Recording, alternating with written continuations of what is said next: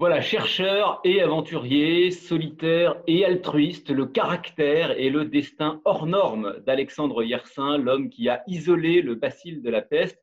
Son histoire est riche d'enseignements en cette période d'épidémie et de confinement. Nous sommes, vous le voyez, chacun chez nous, ce qui ne va pas nous empêcher de prolonger la réflexion. Et pour cela, nous sommes en compagnie de trois invités. Bonjour Anne-Marie Moulin.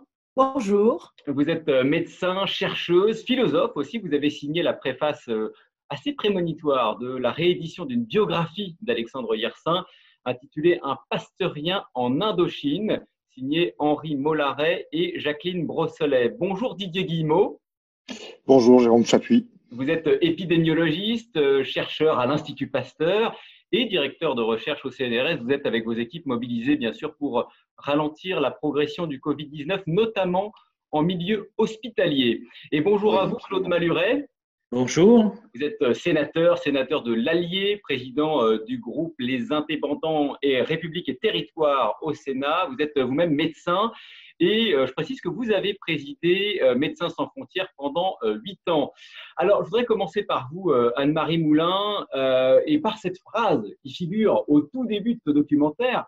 Ce n'est pas une vie que de ne pas bouger. Ça n'a rien à voir avec ce confinement qui nous concerne tous aujourd'hui. Yersin ne tient pas en place. Est-ce que c'est d'abord, Anne-Marie Moulin, ce qui le définit, un homme toujours en mouvement? Je crois que c'est Mollaret qui l'a défini comme un bactériologiste debout. Ça veut dire qu'il n'est pas assis derrière un microscope, il est immédiatement en mouvement, il part comme médecin en messagerie maritime et il s'élance dans son aventure dans la cordillère annamite et plus tard, il ne reste finalement pas longtemps à Hanoï et il va à Nha Trang d'où il peut bouger et créer toutes sortes de choses autour de lui. Ce n'est pas un homme de laboratoire, hein. Non, vous ne pouvez pas dire ça. C'est un homme de laboratoire par moment, mais ça ne lui suffit pas. C'est aussi un homme, pour aujourd'hui, on parle beaucoup de santé globale. Il est médecin, certes, mais en fait, il se fait aussi vétérinaire, agriculteur. Et d'ailleurs, en expérimentant tout cela, il a quelques difficultés, car c'est peut-être moins facile, paradoxalement, d'élever des troupeaux et des chevaux et de faire grandir des EVA que de découvrir la peste, ce qu'il a fait en quelque sorte en 24 heures. Claude Maluret, cette vie d'explorateur, d'aventurier et de chercheur, ça vous évoque quoi personnellement? D'abord, vous avez bien fait le contraste entre laboratoire et puis terrain, etc. Et on a peut-être dans l'imaginaire public, on se représente volontiers les chercheurs comme des gens de laboratoire, comme avec leur microscope. Et d'ailleurs, il faut bien reconnaître que pour beaucoup d'entre eux, c'est vrai. Mais quelle vie en même temps, à la fois dans un laboratoire et à la fois sur le terrain, et quel terrain. Mais en définitive, c'est assez fréquent, et notamment chez les médecins ou chez les épidémiologistes, parce que suivre une épidémie, et la plupart des épidémies, celle-là étant une exception, arrivent dans des pays qui sont souvent difficiles, c'est souvent en fait le rôle des chercheurs, et notamment à l'époque de Yersin, beaucoup d'entre eux, mais aujourd'hui encore, avec Ebola, avec le sida en Afrique ou autre, beaucoup d'épidémiologistes, beaucoup de chercheurs sont aussi des hommes de terrain. Moi, évidemment, c'est encore vrai.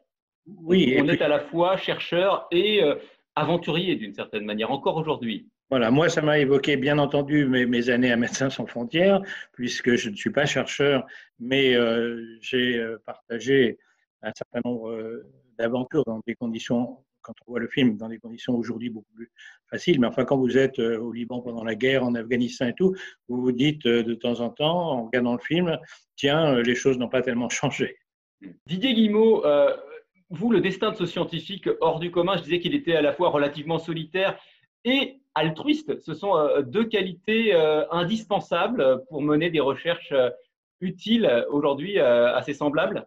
Alors, je ne suis pas sûr que l'altruisme fasse partie des qualités intrinsèques des chercheurs de base, enfin fasse partie de base des qualités de chercheurs. Moi, ce qui m'a tout à fait intéressé, c'est le côté extrêmement opiniâtre, ou tout au moins c'est comme ça que je l'ai perçu, et une curiosité sans cesse remise sur des sujets extrêmement divers. Et ce sont deux qualités des chercheurs aujourd'hui encore, que d'aller toujours, de creuser, et ce que n'y était pas trop détaillé dans le documentaire, mais évidemment, je n'ai pas pu ne pas y penser, c'est certainement le doute créatif. C'est-à-dire cette idée que devant l'apparence des choses, il y a derrière des explications. Je suis sûr que Yersin était mu par cela. Enfin, Anne-Marie Moulin nous le dira peut-être plus précisément, mais en regardant le documentaire, j'ai vraiment été persuadé de ça.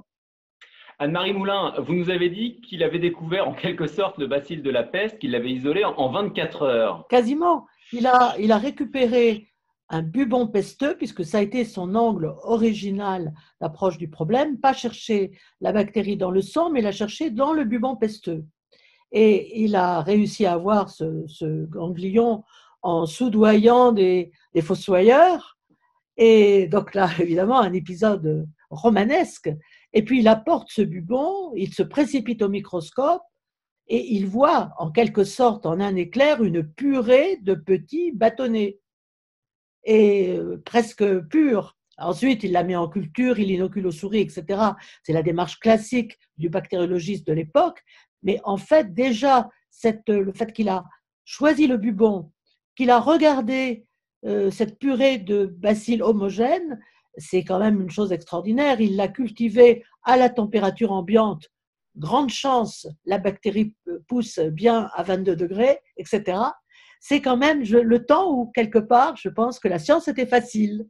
Didier Guimau, dans ce que décrit Anne-Marie Moulin, il y a évidemment, vous le disiez, de l'opiniâtreté, le doute, mais il y a peut-être aussi une part de chance, non? Quand on fait de la recherche et quand on arrive à mettre à jour quelques phénomènes, il y a toujours une histoire de chance.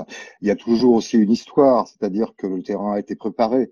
N'importe quelle découverte n'arrive pas comme ça dans l'esprit d'un homme tout seul. Évidemment, on voit bien aussi dans le documentaire que s'il n'était pas passé à Pasteur, s'il n'avait pas appris à côté de Roux, il n'aurait probablement pas pu trouver. C'est-à-dire que son histoire personnelle fait que les conditions étaient remplies et il a eu effectivement de l'intuition, puisque, comme le dit Anne-Marie Moulin, regardez le bubon, les bubons et pas le sang. Donc ça, c'est vraiment à mettre à ses qualités de créatif, au fond. Et puis, évidemment, de la chance. Un mot sur sa notoriété qui est relativement faible, Anne-Marie Moulin. On le voit dans le film, hein, sa mémoire est honorée au Vietnam, il est vénéré quasiment comme un dieu, mais finalement, chez nous, il est relativement oublié. Ça s'explique comment?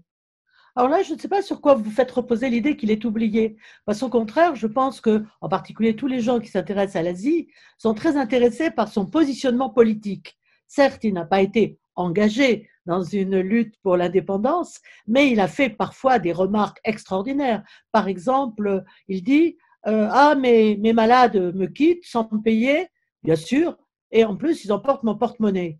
Et puis, après un petit temps d'arrêt, il dit mais après tout, ils font comme les colons qui viennent pour les voler. Voilà une phrase non conformiste. Claude Maluret, cette notoriété, parce que qu'on le veuille ou non, aujourd'hui, voilà, les écoliers, à la fin de leur scolarité, connaissent le nom de Pasteur, mais en général ignorent celui d'Yersin. C'est une injustice, selon vous? Oui, on peut penser que c'est une injustice parce qu'il a contribué, bien entendu, de façon fondamentale à l'essor de la bactériologie, à la lutte contre les maladies infectieuses. Mais vous savez, il y a beaucoup plus d'injustice que de justice. Pour un Pasteur qui est mondialement connu, combien de Semmelweis qui sont inconnus, même Koch qui a qui a découvert beaucoup de choses, Calmette et Guérin qui ont inventé le BCG. La plupart d'entre eux, en fait, ne sont pas connus. Beaucoup d'injustices. La plupart des chercheurs, la plupart des découvreurs n'obtiennent pas le prix Nobel. C'est bien entendu regrettable, mais ils ne le font pas. Didier Guillemot parlait tout à l'heure des motivations. Je crois qu'ils le font plus par ténacité, par curiosité, que pour rechercher des médailles ou des prix Nobel. Et je suis sûr que Yersin, lui, ne cherchait pas du tout les médailles. Je voudrais que nous parlions de ce que ce film nous apprend du combat des hommes contre les virus, presque un combat à main nue en ce qui concerne Alexandre Yersin, et où, vous l'avez évoqué, la persévérance, une part d'inconscience et de chance se mêlent. Je pense particulièrement à cet extrait que je vous propose de regarder, où le bacille de la peste voyage dans une simple lettre, un simple colis, adressé depuis l'Indochine à l'Institut Pasteur à Paris. C'est vraiment Yersin qui a découvert le bacille de la peste, et c'est pour ça qu'on appelle la bactérie aujourd'hui Yersinia pestis. Ça a été reconnu seulement dans les années 1940 que c'était vraiment lui le découvreur du bacille de la peste.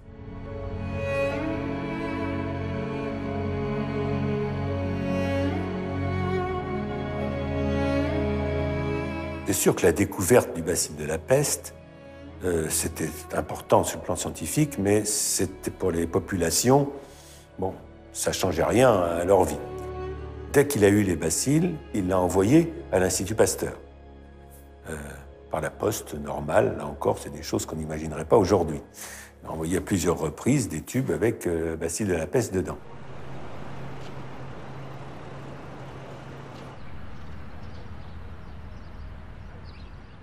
Quand le bacille est arrivé à l'Institut Pasteur, on a commencé à essayer de faire un sérum anti-peste. Et en fait, les gens ici, Roux en particulier, ont fait une inoculation de bactéries vivantes à un cheval qui a été assez secoué. Il aurait pu mourir, il a beaucoup maigri, etc. Mais il s'en est sorti et il a fait un sérum anti-pesteux qui s'est révélé être excellent.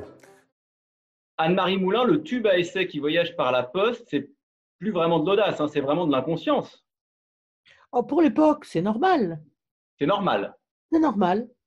C'est normal. D'ailleurs, personne n'a jamais cherché noise à Yersin à ce propos. Il faut quand même remarquer qu'il y a une certaine inquiétude autour des laboratoires où dorment des bactéries.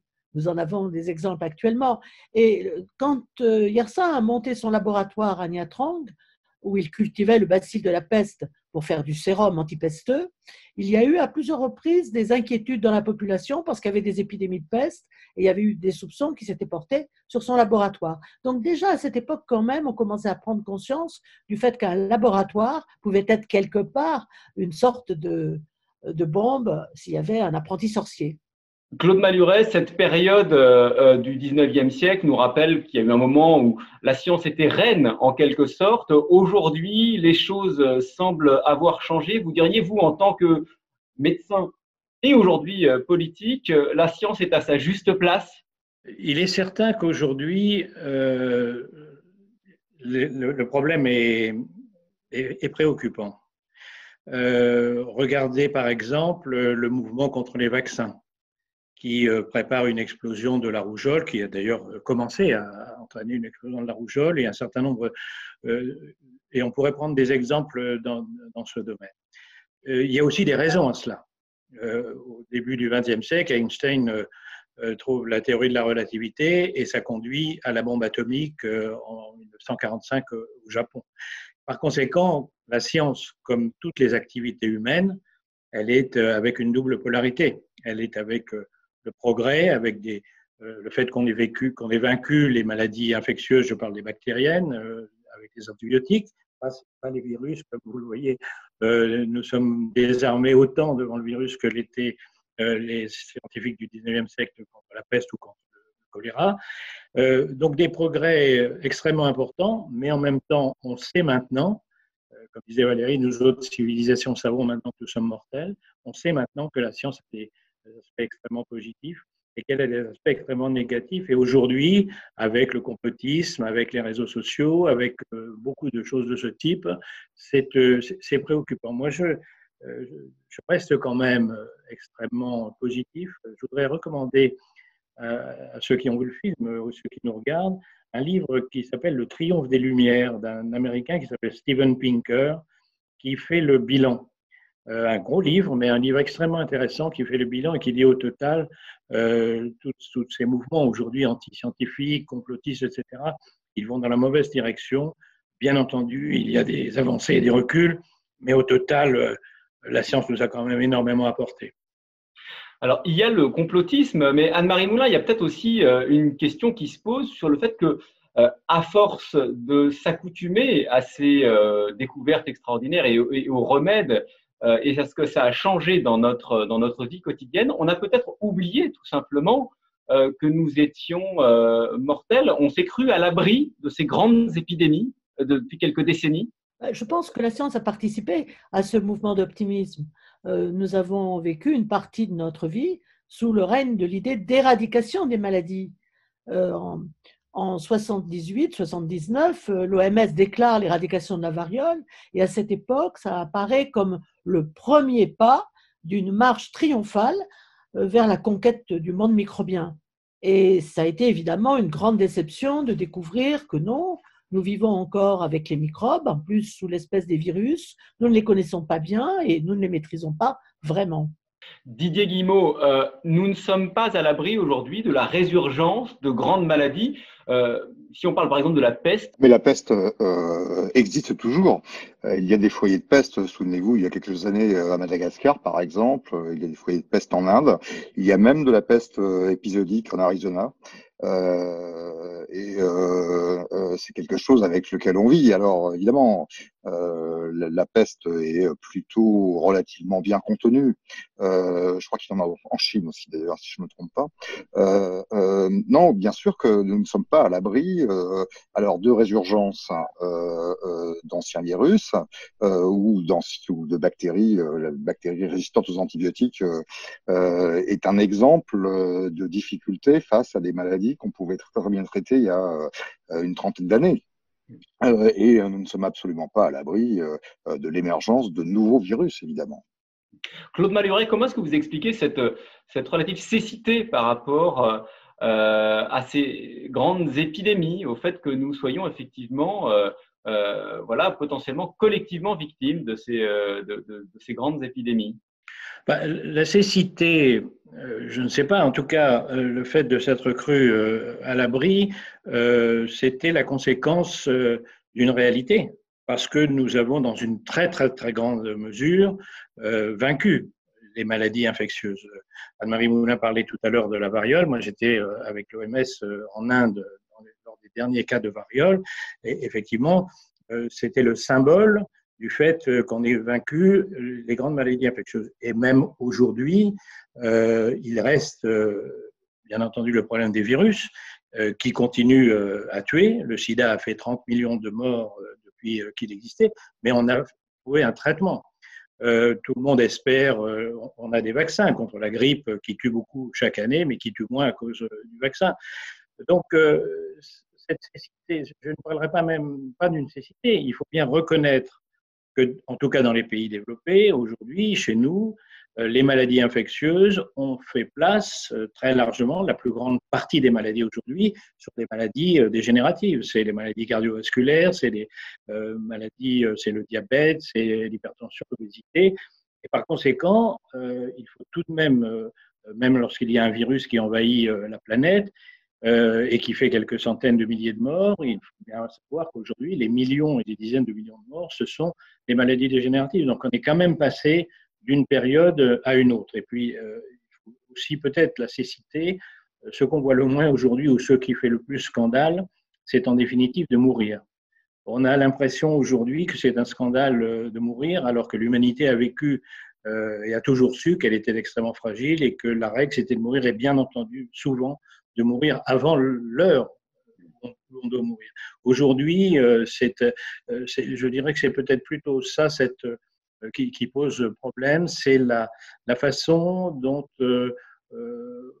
ne sait plus que l'homme est mortel en définitive et qu'on se scandalise lorsqu'il meurt. Ça permet d'ailleurs de dépenser ses forces à lutter contre les maladies, mais ça permet aussi peut-être, ou ça laisse l'homme peut-être beaucoup plus désemparé qu'il ne l'était parfois auparavant. Anne-Marie Moulin, dans les pays occidentaux notamment, on s'est cru invulnérable. On s'est cru invulnérable et surtout on a oublié que en Afrique, en Asie, en Amérique, la maladie frappe encore. J'ai une étudiante qui a publié un éditorial indigné dans Jeune Afrique en disant mais on oublie que par exemple la méningite continue à sévir au Sahel. Finalement, on était dans notre balcon européen, on assistait à Ebola, on était malgré tout rassurés puisqu'apparemment Ebola ne débordait pas l'Afrique. Donc quelque part, il y a un retour à l'idée qu'il y a aussi des maladies locales.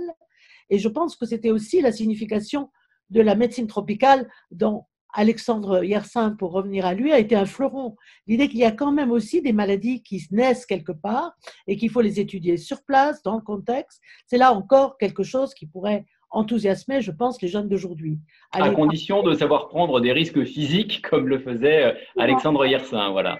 Il y a encore des maladies locales et elles sont complètement oubliées. La maladie du sommeil en Afrique, la trypanosomiase américaine, la maladie de Chagas en Amérique, toutes ces maladies restent quand même des maladies locales qu'on oublie puisqu'elles ne nous concernent pas. Didier Guimau, je rebondis sur quelque chose qu'évoquait tout à l'heure Claude Maluret qui parlait du complotisme et j'ai ce chiffre en tête, un sondage tout récent réalisé par l'IFOP qui parle d'un éventuel vaccin contre le Covid-19. On sait que des équipes du monde entier y travaillent. 26% des Français disent que dans le cas où l'on trouverait un vaccin, eux refuseraient de se faire vacciner. Vous, comme scientifique, ça vous évoque quoi? Ça vous désespère? Alors, tout d'abord, si on arrivait à mettre au point un vaccin qui soit sûr, c'est-à-dire dont l'innocuité est raisonnablement démontrée, pour ce qui me concerne, je me ferai vacciner. Je pense que cette suspicion vis-à-vis des vaccins, comme l'évoquait Claude Maluret tout à l'heure, a bénéficié aussi en France de contextes un peu particuliers, notamment des contextes particuliers récents sur la vaccination anti-hépatite B, qui a probablement nourri les suspicions vis-à-vis de la vaccination. C'est pas du tout un phénomène spécifiquement français, hein. Partout dans les pays, cette question se pose du doute vis-à-vis de la vaccination, probablement parce que la vaccination est un acte médical particulier. C'est-à-dire que ce n'est pas le médecin qui traite. Quand on vaccine, c'est en général une politique vaccinale. Et donc, il y a finalement, c'est un geste de l'État vis-à-vis de la prévention d'une maladie. Et au fond, ce doute ou cette suspicion, elle est nourrie par cela. C'est-à-dire que c'est pas le médecin qui est mis en cause. D'une certaine manière, c'est le politique. J'ai une question concernant la recherche actuelle. Est-ce que vous imaginez que le laboratoire, éventuellement le chercheur qui trouvera le vaccin contre le Covid puisse passer à la postérité, ou alors on est déjà dans un autre âge de la science que celui qu'on voyait dans ce film sur Alexandre Yersin? Anne-Marie Moulin. Moi, je pense qu'il y a des équipes, des familles. Yersin était un homme seul, mais quelque part, il avait une famille qui était la famille pastorienne. Et je pense que c'est cette famille qui va émerger, une famille de héros, une famille de scientifiques. Mais c'est vrai qu'il y a aussi une lutte dans les milieux scientifiques pour être précisément la personne qui laissera son nom à la postérité. Il y a des égos qui se battent et nous en avons des exemples. Didier Guimau, un mot justement sur ce vaccin. On va le trouver dans les 12 à 18 mois. Selon vous, c'est très optimiste ou c'est réaliste? Non, selon moi, non, je pense qu'il faut rester très optimiste vis-à-vis du vaccin. Mais là, ce que je vais vous dire relève plutôt de la croyance parce que pour l'instant, nous n'y sommes pas tout de même. Je pense que 12 à 18 mois, c'est très optimiste. C'est-à-dire qu'il ne faut pas oublier que dans le développement d'un vaccin, il y a toutes les parties, toutes les phases dites cliniques, et que ces phases cliniques prennent vraiment du temps, même si il y a une réflexion qui est menée pour essayer d'accélérer ces phases. Néanmoins, si on veut démontrer l'efficacité du vaccin à prévenir la survenue de Covid, il va falloir faire des essais sur des très grands nombres de gens. Et ces essais, c'est pas des choses qu'on improvise sur un coin de table. Claude Maluret, s'il y a vaccin, il faudra, selon vous, qui êtes médecin et législateur, sénateur, il faudra le rendre obligatoire?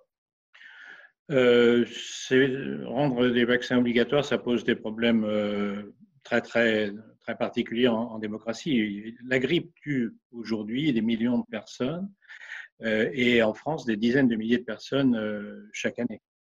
Il y a un vaccin qui n'est, à mon avis, pas assez utilisé. Peut-être on peut envisager d'ailleurs de le rendre obligatoire dans les équipes soignantes, ce qui n'est pas le cas aujourd'hui et qui permet la diffusion. Mais c'est un vrai problème éthique. L'étendre à toute la population, c'est un vrai problème éthique. Par conséquent, moi, je ne pense pas aujourd'hui qu'on puisse envisager de rendre un vaccin obligatoire, mais il y a d'autres façons de faire en sorte que la vaccination prenne, si je peux dire, se développe, autrement que de le rendre obligatoire. C'est un sujet éthique sur lequel il n'y a pas de réponse aujourd'hui, y compris dans les comités d'éthique qui sont faits dans les principales démocraties. Et nous aurons bien sûr l'occasion d'en reparler dans les prochains mois, j'imagine. Merci en tout cas à tous les trois d'avoir pris le temps de ces explications. Merci aussi aux équipes de Public Sénat de nous avoir permis de réaliser cette émission dans des conditions particulières en ces temps de confinement. Quelques livres justement pour vous accompagner dans ce confinement. Votre livre, Anne-Marie Moulin, s'appelle L'aventure de la vaccination. Je signale aussi une biographie de Louis Pasteur, Le Visionnaire, aux éditions de La Martinière avec le Palais de la Découverte. Il faut aussi parler bien sûr de cette biographie romancée d'Alexandre Yersin qui a obtenu le prix Femina en 2012, signé Patrick Deville, Peste et choléra. C'était paru au Seuil. Je vous quitte en citant à nouveau cette lettre de Yersin à sa mère et qui évidemment résonne particulièrement en ces temps de confinement. Je ne serais pas fâché de quitter Paris, dit-il. Ce n'est pas une vie que de ne pas bouger. Voilà, prenez soin de vous et à très bientôt sur Public Sénat.